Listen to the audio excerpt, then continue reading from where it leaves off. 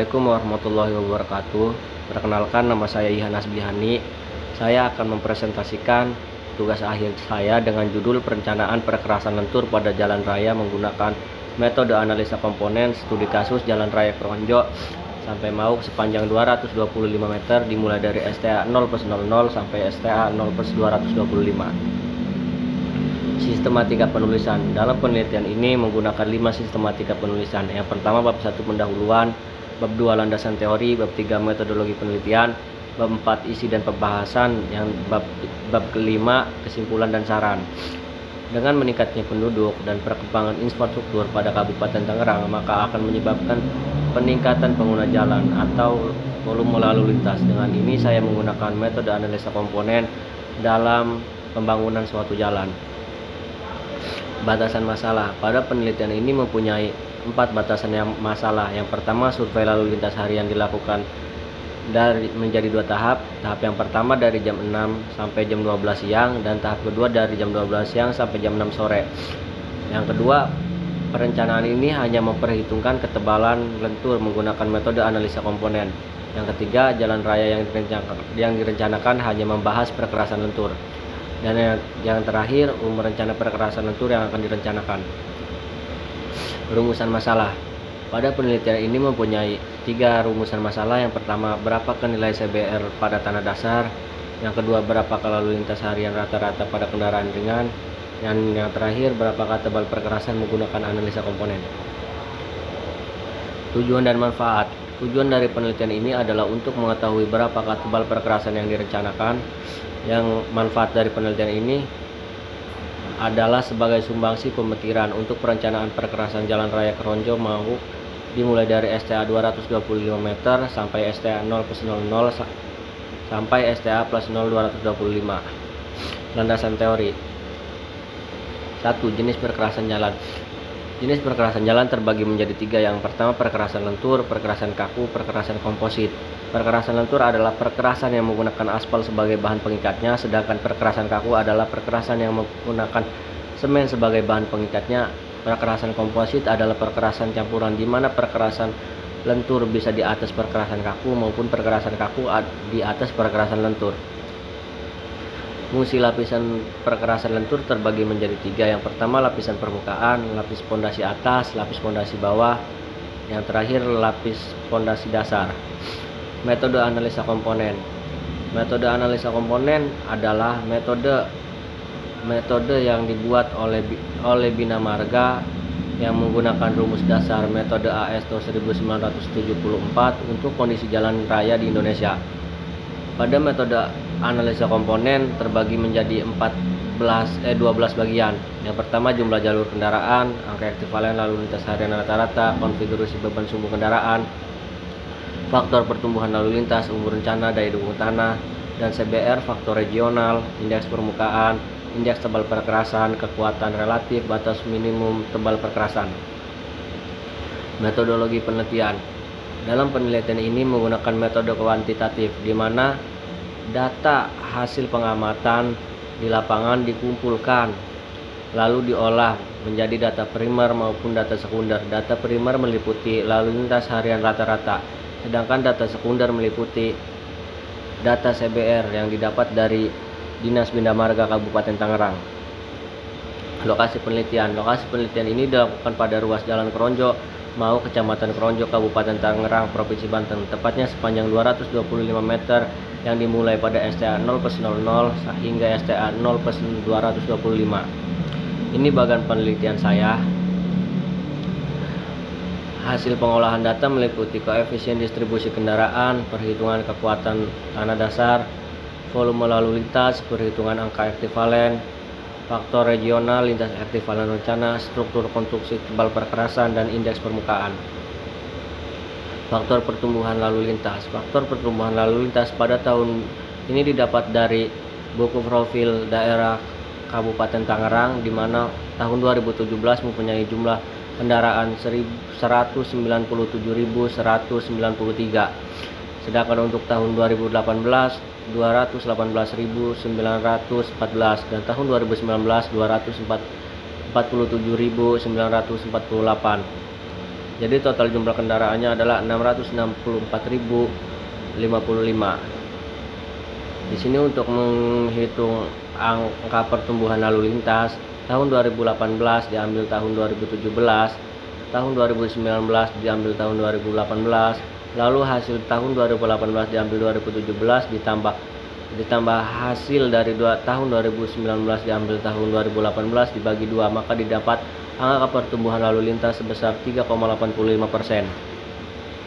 Sedangkan umur rencana pada penelitian ini saya menggunakan umur rencana 5 tahun karena yang saya dapat datanya dari tahun 2017 berdasarkan buku daerah Kabupaten Tangerang. Sedangkan untuk akhir rencana pada penelitian ini selama 10 tahun, di mana angka pertumbuhan lalu lintas pada akhir umur rencana adalah 4,62%. Lalu lintas harian rata-rata. Di sini lalu lintas harian rata-rata mobil penumpang sebanyak 1.638, bus 8 ton 62, bus truk 2 as 436, truk 2 as 1.304, truk 3 as 20 ton 48, dan total kendaraannya 2.318, dan untuk total kendaraan yang melebihi 2 ton adalah 680. Untuk menghitung rumus LHR awal adalah LHRO sama dengan 1 ditambah I pangkat N dikali lalu lintas harian rata-rata. Di sini untuk angka pertumbuhan lalu lintasnya pada lalu lintas harian awal rencana adalah 3,85% dan N-nya adalah 5 tahun. Dan untuk LHR akhir mempunyai rumus 1 ditambah I pangkat UR dikali LHRP, di mana untuk angka pertumbuhan lalu lintasnya adalah 4,62 dan untuk UR-nya 10 tahun. Faktor regional berdasarkan berat kendaraan yang melebihi 2 ton itu sebesar 680, sedangkan jumlah total kendaraannya 2.318 dikali 100% dikali 100 sama dengan 29,4%. Di sini bisa dilihat dari tabel di atas. Kebetulan pada penelitian ini mempunyai kelandaian 6-10%. Jadi untuk berdasarkan tabel di atas maka faktor regionalnya adalah 1. Angka ekvivalen.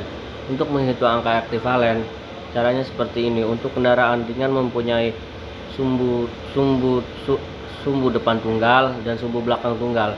Jadi di sini sumbu depan tunggal 0,002 ditambah 0,002 sama dengan 0,004. Jadi hasil dari truk 2 as 8 ton semuanya sama, dihitung seperti itu. Koefisien kendaraan pada penelitian ini untuk kendaraan ringan diambil 0,5 dan untuk kendaraan berat sama diambil 0,5. Lintas ekvivalen permulaan. Lintas ekvivalen kendaraan adalah angka ekvivalen ditambah LHR awal ditambah lintas ekvivalen rencana, maka didapat hasil 0,40. Jadi total jumlah total dari LEP adalah 201,52 dan untuk lintas ekvivalen akhir sebesar 316,57. Untuk mencari lintas ekvivalen tengah mempunyai rumus LET sama dengan LEP ditambah LEA dibagi 2. Jadi hasil L lintas ekvivalen permulaan ditambah lintas ekvivalen akhir dibagi 2, maka didapatkan hasil 259,04 dibulatkan menjadi 250. Di sini untuk lintas ekvivalen rencana mempunyai rumus LET dikali UR dibagi 10. Di sini untuk UR-nya 10 tahun. Jadi LER sama dengan 250 dikali 10 dibagi 10, hasilnya 250. Data CBR didapatkan dari Dinas Bina Marga Kabupaten Tangerang sebesar 11,08. Di sini menghitung daya dukung tanah. Rumus daya dukung tanah 4,3 dikali log CBR ditambah 1,7. Maka 4,3 dikali log 10 dalam kurung 11,08 berdasarkan pada slide sebelumnya ditambah 1,7, maka hasilnya 6,19 dibulatkan menjadi 6,2. Pada perencanaan ini saya menggunakan lapis pondasi atas dari agregat kelas A dengan nilai CBR 100%, lapis pondasi bawah agregat kelas B 50%, dan lapis permukaan dari lastos dengan tipe MS 590 kg. Di sini untuk indeks permukaan pada awal umur rencana, karena saya menggunakan laston, maka untuk IPO-nya sebesar 3,9 sampai 3,5. Di sini indeks tebal perkerasan, di mana dari nilai DDT sebesar 6, daya dukung tanahnya karena tadi 6,2, maka ditarik dari 6,2, ditarik ke LER-nya 250, lintas ekvivalent rencananya 250, kemudian faktor regionalnya 1, maka diperoleh nilai IPT sebesar 6. Ini tabel untuk menentukan tebal perkerasan. Karena nilai ITP saya adalah 6 untuk lapis pondasi atas, maka saya ambil adalah 15. Sedangkan untuk lapis pondasi bawah, di sini untuk semua nilai ITP bila digunakan pondasi bawah, tabel minimum adalah 10. Ini materialnya. Berdasarkan pada slide sebelumnya, di sini laston dengan tipe MS 590 kg mempunyai koefisien relatif sebesar A1 0,35, batu percah kelas A dengan nilai CBR 100% mempunyai koefisien relatif A2 sebesar 0,14, dan batu pecah kelas B dengan CBR 50% mempunyai koefisien relatif A3 0,12. Maka yang harus dicari adalah nilai D1. Untuk mencari nilai D1 adalah rumusnya ITP sama dengan A1 dikali D1 ditambah A2 dikali D2 ditambah A3 dikali D3, di mana A1 nya adalah 0,35, A2 nya 0,14, A3 nya 0,12, dan D2 nya 15 berdasarkan pada tabel set sebelumnya, dan D3 nya adalah 10. Maka ITP sama dengan A1 dikali D1 ditambah A2 dikali D2 ditambah A3 dikali D3, maka hasilnya adalah D1 sama dengan 6 diambil 0,14 dikali 15 ditambah 0,12 dikali 10 dibagi 0,35, maka hasilnya adalah 9,94 dibulatkan menjadi 10 cm. Ini gambar potongan untuk nilai D1 sebesar 10 cm, D2 15 cm, dan D3 sebesar 10 cm. Jadi pada penelitian ini mempunyai kesimpulan nilai CBR yang diperoleh 11,008 cukup baik, dan lapisan pondasi bawah menggunakan bahan sirtu kelas B mempunyai ketebalan 10 cm. Lapis pondasi atas menggunakan bahan batu percah kelas A mempunyai nilai CBR 100%, memiliki ketebalan sebesar 15 cm. Lapisan permukaan menggunakan laston dengan tipe MS 590 kg memiliki ketebalan 10 cm. Mengenai kondisi di lapangan, yang harus diperhatikan adalah daya dukung tanah, karena daya dukung tanah adalah kunci dari perkerasan sebuah jalan. Jika walaupun kita merencanakan sebuah jalan, jika pondasi bawah atau tanah dasarnya tidak kuat, maka jalan tersebut akan menjadi cepat rusak atau tidak sampai pada umur yang direncanakan. Selain memperhatikan ketebalan lapisan perkerasan, saluran irigasi juga harus diperhatikan untuk menopang kuat jalan tersebut. Sekian dari saya, terima kasih. Wassalamualaikum warahmatullahi wabarakatuh.